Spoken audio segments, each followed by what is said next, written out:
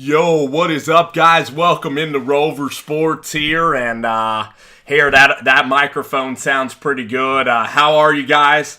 Welcome into the show today. What a crazy afternoon. It's been absolutely ridiculous, the NFL today.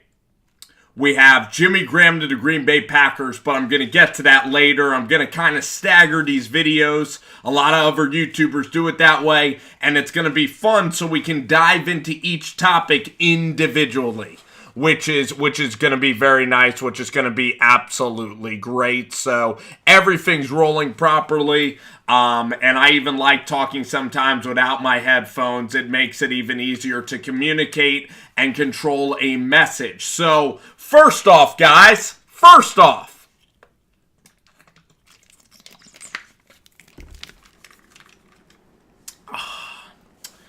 the Denver Broncos signed Case Keenum. I believe the deal is $18 million, which is $10 million less than Kirk Cousins.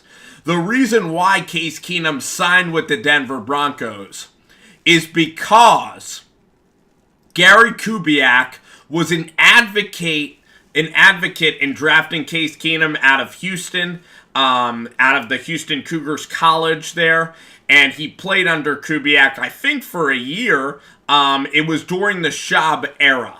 So Kubiak likes guys that they get the ball out quickly, timing quarterbacks. When you look at Schaub, he lacks arm strength, lacks mobility.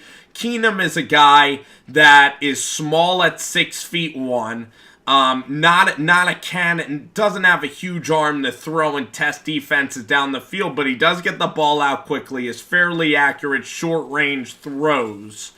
But I look at Case Keenum, and if the Denver Broncos were starting Case Keenum at quarterback, that would be a huge mistake for Denver.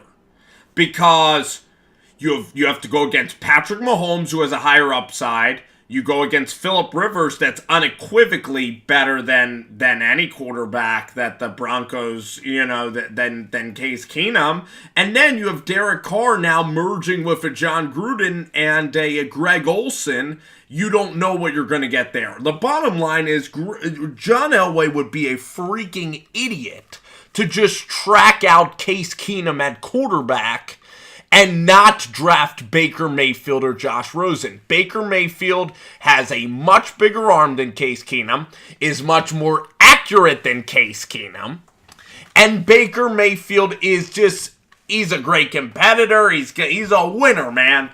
Baker Mayfield, guys, is a flat-out winner.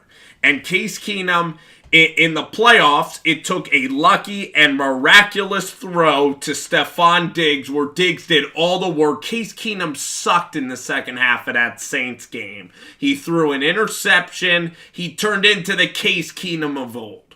Case Keenum had one drive in the NFC Championship game before he then threw a pick six to Patrick Robinson, and he was awful in the second half of that playoff game. Just absolute dog crap versus the Eagles. The whole NFC Championship game, everybody was saying the whole season when the Vikings were doing well, that eventually Case Keenum is going to turn back into Case Keenum and not get you anywhere in the playoffs. That's exactly what happened. The media was correct. I'm not going to pat myself on the back, but I didn't think the Vikings were making the Super Bowl either with Case Keenum at quarterback. He is a backup caliber quarterback. He is in the bottom half. He is like the 20th best quarterback in this league, and I'd take Josh Rosen over him. I'd take Mayfield over him. I'd probably take Lauletta over him. I would take so many guys. Mahomes, Trubisky, all the new guys. Mariota, Deshaun Watson. You're not going to come close to winning a championship with Case Keenum. Your defense has to be like the 1986 Bears or the 2000 Ravens or the 2002 Tampa Bay Bucks if you want to sniff a championship if Case is your starter. Now listen, if Case Keenum is a bridge quarterback, or if you select a quarterback in the draft, if you are the Denver Broncos, then it's smart. Because he's a very good backup quarterback. He's a pros pro, very friendly guy, great guy to have in your foxhole, and he's a good studying partner. He's a good studying partner. He isn't the best guy to take the test. He's a good studying partner. He's Chase Daniels. Maybe a little bit better than Chase Daniels. He's a great ambassador for your football program. But if Denver's planning on trotting out Case Keenum for the next 2 years, then the Bronco fans and Bronco Nation, you can kiss your playoff hopes goodbye. You can kiss Super Bowls goodbye. I would, oh my gosh, if Case Keenum led the Denver Broncos, even to the AFC title game, I would be floored. They would have to have the greatest defense ever. They would have to have the best defense in their history, like Peyton Manning. I don't see Case Keenum doing anything of substantial value. If you're starting Case Keenum, John Elway, you are a damn fool. That's my honest opinion. You've lost your way and your mind. If you bring in Baker Mayfield, if you bring in Josh Rosen, if for some reason you didn't draft Baker Mayfield or Josh Rosen, you're a big loser. Huge loser in free agency. You lose compared to everybody else on the market. Everybody else is finding their guy, and you're a loser in that standpoint if you do that. Looking at even if Kyle Lauletta comes in there, you draft him, I still would probably think you're a loser, John Elway. Then we look at Mike Mcagnan. Okay, you bring in Teddy Bridgewater, who I'm an advocate of. He's better than Josh McCown, right? But then you sign McCown again. So that's the only move you do. If you don't draft a quarterback, Mike Mcagnan, you are the biggest loser. You don't even have anything to fall back on. Like John Elway at least has something to fall back on. Because he won a Super Bowl with Peyton Manning, okay? He brought in Peyton Manning. He made the move to get DeMarcus Ware. He brought in C.J. Anderson, Aqib Talib. He made that defense good. He got Wade Phillips in the building with Gary Kubiak. And they won a Super Bowl. They also got to a Super Bowl under John Elway's watch with Peyton Manning. They beat the Patriots twice. They beat the Patriots in the AFC Championship game in Denver. They beat the Steelers in Denver en route to a Super Bowl championship. In 2015, who did they beat in the playoffs? Come on. Who did they beat?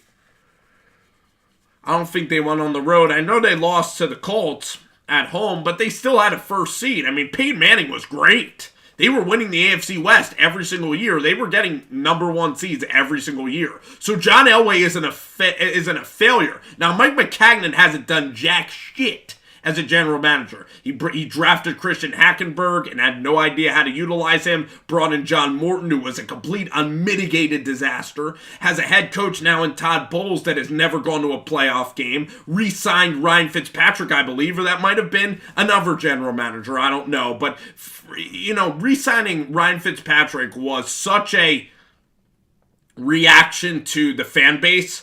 And it was a gutless move because he knew Fitzpatrick was old, but Fitzpatrick had that one overtime game against the Patriots, had one solid year in his whole career. He's like Case Keenum, right? Listen. He's like Case Keenum, okay? Listen to what Ryan Fitzpatrick is like. Case Keenum had one good year in the NFL. Trey Burton, one good year. Trey Burton, you know what Trey Burton's done in the NFL? He's a hybrid fullback, and he gets signed to $8 million a year. Ryan Pace, idiotic decision. Trey Burton might be the nicest guy on earth. He's a glorified fullback hybrid. He threw one pass in the damn Super Bowl. He had Carson Wentz and Doug Peterson there and tons of weapons and Nelson Aguilar and Alshon Jeffrey. He hasn't done anything in his career. He had one season in his whole damn career. One season in his damn career. I'm just telling you, he's a glorified fullback. And he gets paid $8 million. But if the Jets are not going to take a quarterback this year, I know my good friend Jet Central will be pissed. He might say it or not in the video. I know if you're a Jets fan, then you bury your head in the sand. Because Teddy Bridgewater is a walking injury. Even before the injury, Teddy Bridgewater is a check down Charlie. He doesn't take big throws. He doesn't make big throws. He doesn't have upside. Okay, he's immobile at this stage. He doesn't have a big arm. Not going to thread needles down the field, 15 yards down the field. You got to get Rosen or Mayfield. Period. If you don't get Rosen or Mayfield, it's a big loss, huge loss. You didn't draft Josh Allen or Kyle Lauletta. But oh my God, if you don't make the move up to get Mayfield, you know what? Then you take I would take Sam Darnold maybe or Josh Allen. Lamar Jackson is even a better Louisville quarterback than Teddy Bridgewater. That's more exciting. You can't trot those guys out there. That's what I'm saying. The whole point of this video is do not trot those guys out there. Okay? Denver, do not pass on a quarterback. Jets do not pass on a quarterback. The Giants are different. Eli Manning and Davis Webb.